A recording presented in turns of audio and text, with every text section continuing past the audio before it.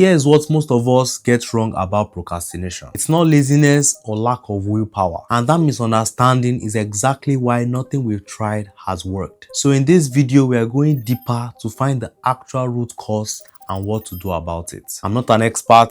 I'm still figuring this out just like you. The first thing people say when they procrastinate is, I'm just lazy. We hear it all the time. I'm too lazy to start. I'm lazy, that's why I can't get anything done. But here's the problem with that explanation. If we were actually lazy, we would be lazy about everything. But we are not. We can spend hours scrolling through our phone without getting tired. We can binge the entire season of a show in one sitting. We can research random topics that interest us for hours. That's not laziness. Lazy people don't have the energy to do anything, but we have plenty energy. We just don't have it for the things we are supposed to be doing. So if it's not laziness, what is it? Maybe it's motivation. Maybe we just need to feel more motivated to get started. But let's dig deeper. So maybe the real problem is motivation. If we could just feel more motivated, we would get things done. That's what everyone says, right? I just need to get motivated. Once I feel motivated, I will start. But here's what doesn't make sense about that. There are things we care deeply about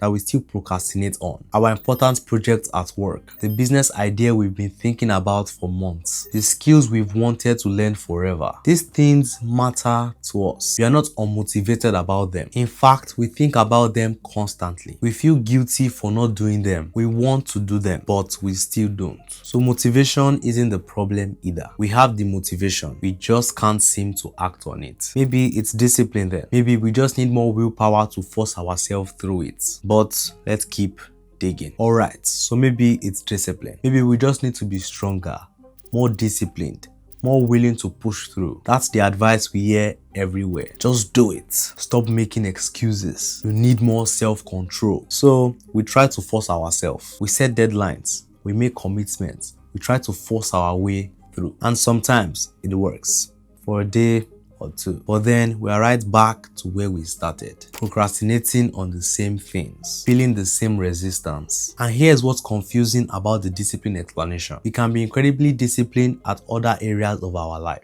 We show up to work every day. We maintain our relationships. We handle responsibilities. We are not some undisciplined person who can't do anything. But when it comes to certain tasks, all that discipline disappears. So if it's not laziness and it's not motivation and it's not discipline, what is it? What's actually happening when we procrastinate? Here's what's actually happening. We are not avoiding the task. We are avoiding how the task makes us feel. Let me explain. Every time we think about starting that thing we've been putting off, what happens? We feel something. Maybe it's anxiety because we don't know if we will do it well. Maybe it's overwhelm because the task feels too big. Maybe it's fear because we might fail or be judged. Maybe it's boredom because the task isn't stimulating enough. Whatever the feeling is, it's uncomfortable. And our brain's primary job is to move us away from discomfort. Here's what this looks like in real time. We need to start working on that important project. The moment we think about it,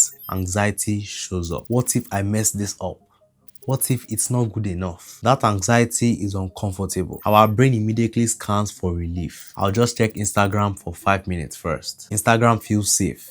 No anxiety there. So we pick up our phone and suddenly it's an hour later and we still haven't started. We didn't consciously decide to avoid the project. Our brain just automatically moved us away from the discomfort towards something that felt better. This happens so fast that we don't even notice it's happening. So when we think about the task, our brain registers the negative emotion and immediately starts to look for an escape. Scrolling our phone, that feels better. Watching videos, much more comfortable. Doing literally anything else, perfect. No uncomfortable feelings there. This is why procrastination isn't about the task itself. It's about emotional avoidance. We're not procrastinating because we don't want to do the work. We are procrastinating because we don't want to feel the feelings that come with the work. And this explains everything. Why we can spend hours doing things that require energy and can't start the important task. Because scrolling doesn't trigger uncomfortable emotions. Why motivation doesn't help? Because knowing something is important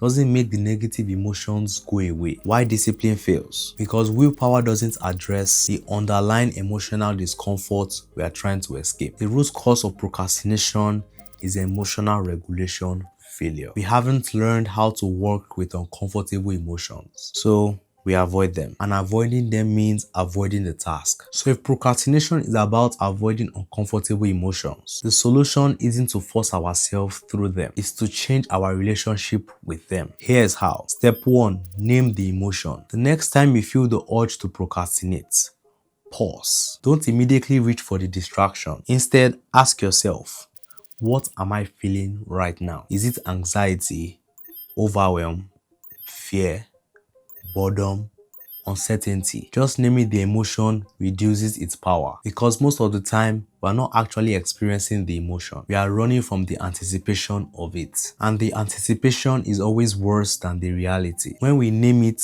we make it concrete instead of abstract, and concrete things are easier to deal with. Step 2.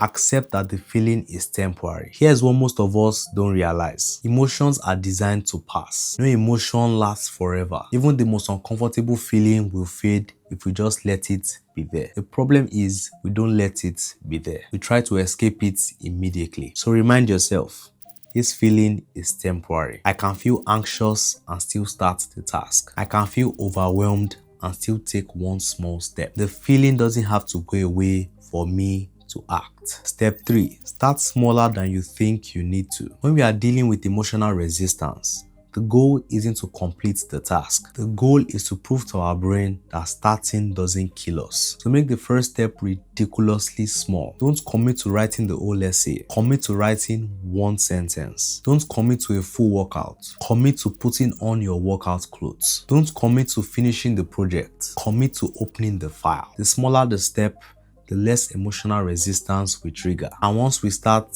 momentum takes over. Most of the time, we will keep going. But even if we don't, we have still proven to ourselves that we can start despite the discomfort. Step 4. Separate the emotion from the task. This is the key shift. The task isn't the problem, the emotion is. So stop trying to make the task feel better. Accept that the task might feel uncomfortable and do it anyway. Not by forcing yourself through willpower, but by recognizing that uncomfortable emotions are just part of doing hard things. They are not a sign that something is wrong. They are not a sign that we should stop. They are just there, and we can work with them there. The more we practice this, the less power procrastination has over us, because we're no longer running from our emotions. We're just letting them exist while we do the thing anyway. Now, understanding why we procrastinate is just the first step, because knowing we are avoiding emotions doesn't automatically make us start doing the hard things. There are 5 specific mental traps that turn knowing into not doing. In this video, I break down each trap and how to escape them. Remember, the path is yours to walk, and as always, I'm in your corner rooting for you.